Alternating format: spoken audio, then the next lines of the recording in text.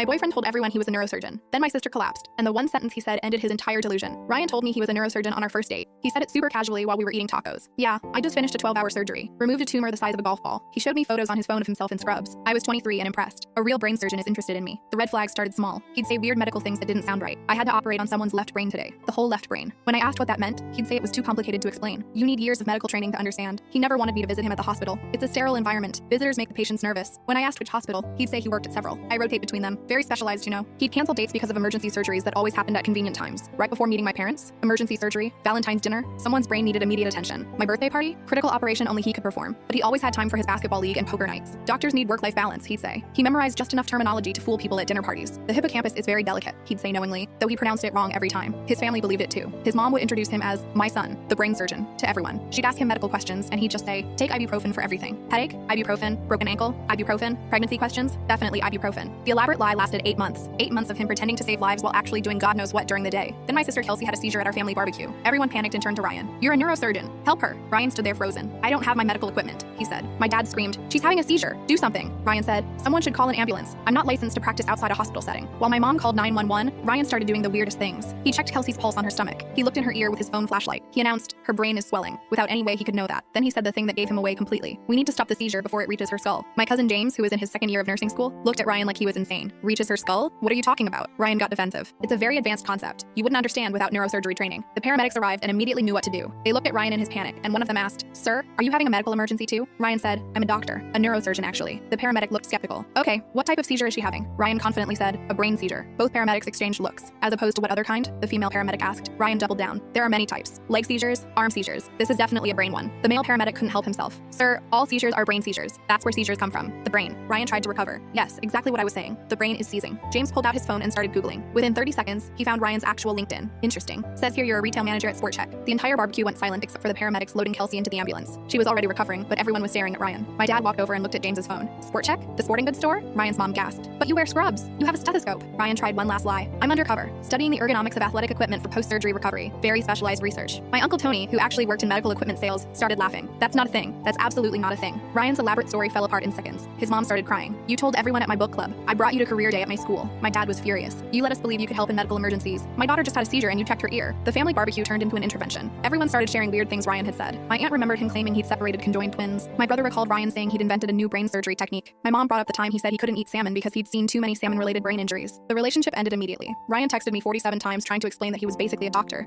because he'd watched every episode of Grey's Anatomy twice. The last text said, I might not be a neurosurgeon, but I did save someone from buying the wrong size hiking boots yesterday. Kelsey fully recovered and loves telling the story about how her seizure exposed the world's worst fake doctor.